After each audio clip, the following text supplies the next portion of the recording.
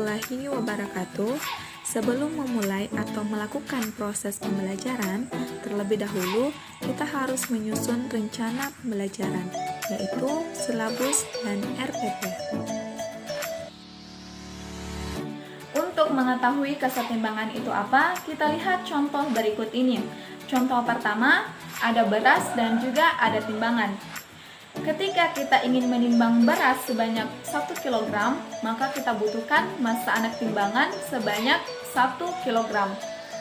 Beras akan sama dengan 1 kg ketika terjadi kesetimbangan dengan anak timbangan tersebut. Kemudian contoh yang kedua. Mengapa benda yang diletakkan di atas meja itu tidak jatuh? Karena semua benda yang diam atau tidak bergerak dikatakan dalam keadaan setimbang. Nah, dalam keadaan setimbang benda yang diam atau tidak bergerak tersebut dinamakan dengan kesetimbangan statis. Dalam kesetimbangan statis, semua gaya yang bekerja pada benda tersebut sama dengan 0 atau tidak ada gaya yang bekerja pada kesetimbangan. Contoh yang ketiga yaitu pembakaran kertas. Apa yang terjadi ketika kita membakar kertas? Kertas yang kita bakar akan berubah menjadi abu. Proses berubahnya kertas menjadi abu tersebut dinamakan dengan reaksi kimia berkesudahan karena tidak dapat kembali seperti semula. Kemudian contoh yang keempat yaitu air yang mendidih. Dalam proses air mendidih telah terjadi perubahan dari wujud cair berubah menjadi gas, yaitu uap air. Ketika uap air dikenai dengan tutup atau wadah, maka akan berubah menjadi air kembali. Nah, proses berubahnya dari air menjadi uap dan air kembali disebut dengan reaksi dapat balik. Kecepatan perubahan dari wujud cair ke wujud gas sama dengan kecepatan berubahnya wujud gas menjadi cair kembali. Kesetimbangan dapat terjadi karena adanya dua arah dinamakan dengan kesetimbangan dinamis. Nah, kesetimbangan dinamis ini adalah kesetimbangan yang terjadi bila kecepatan pembentukan produk sama dengan kecepatan pembentukan reaktan. Dalam kesetimbangan dinamis, gas A dalam keadaan setimbang dengan gas B, maka kecepatan pembentukan gas A sama dengan kecepatan pembentukan gas B. Setiap saat gas A berubah sebanyak B mol. Perbandingan mol A dan mol B akan selalu tetap. Selanjutnya yaitu tetapan kesetimbangan. Tetapan kesetimbangan merupakan angka yang menunjukkan perbandingan secara kuantitatif antara produk dan reaktan.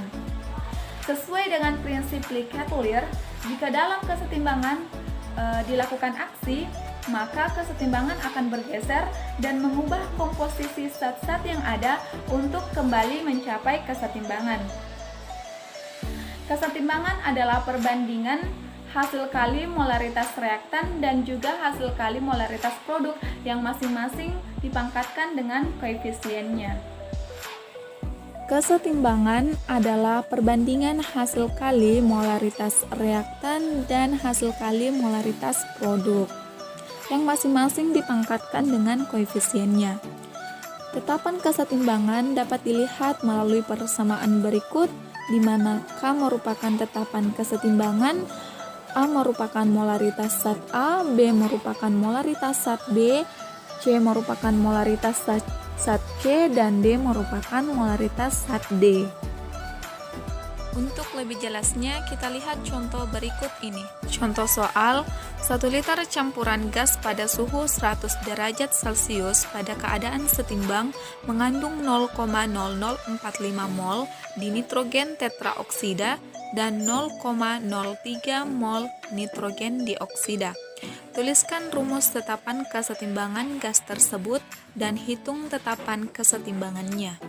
Dari soal tersebut telah diketahui suhu gas sama dengan 100 derajat Celcius, konsentrasi di nitrogen tetraoksida sebanyak 0,0045 mol, konsentrasi nitrogen dioksida sama dengan 0,03 mol. Nah, untuk menjawab soal tersebut terlebih dahulu kita harus menuliskan persamaan dari reaksi tersebut.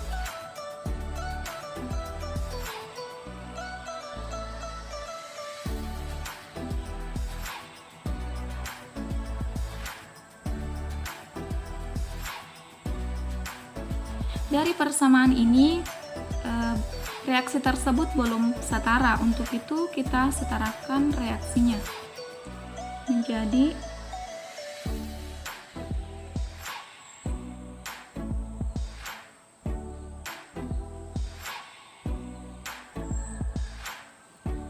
sekarang reaksinya telah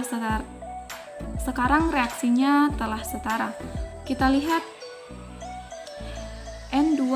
N pada reaktan sebanyak 2, di produk juga sebanyak 2. Oh, di sini juga sebanyak 4, di sini juga sebanyak 4 karena 2 dikali 2 sama dengan 4. Kemudian selanjutnya yaitu kita tuliskan rumus tetapan kesetimbangan. Jadi tetapan kesetimbangan itu adalah perbandingan antara molaritas produk dan juga molaritas reaktan. Jadi kita dapat tuliskan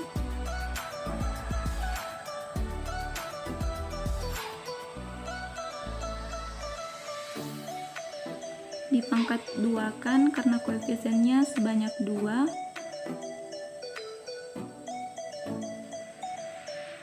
N2O4. Selanjutnya, kita hitung tetapan kesetimbangannya.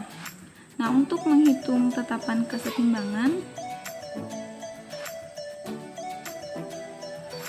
kita tulis ulang dulu tetapannya.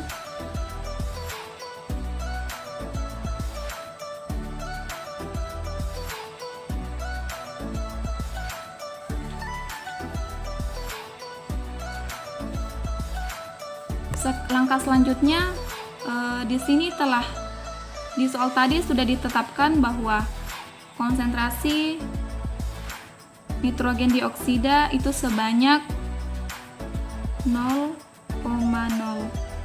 mol per liter. Ini dipangkat 2 kan. Kemudian untuk di nitrogen tetraoksida itu sebanyak 0,0045 mol per liter. Nilai tersebut langsung saja kita bagi sehingga kita dapatkan hasil sebanyak 0,2 mol per liter. Itulah tadi materi kesetimbangan kimia tentang kesetimbangan dinamis dan tetapan kesetimbangan. Semoga bermanfaat untuk teman-teman sekalian. Wassalamualaikum warahmatullahi wabarakatuh.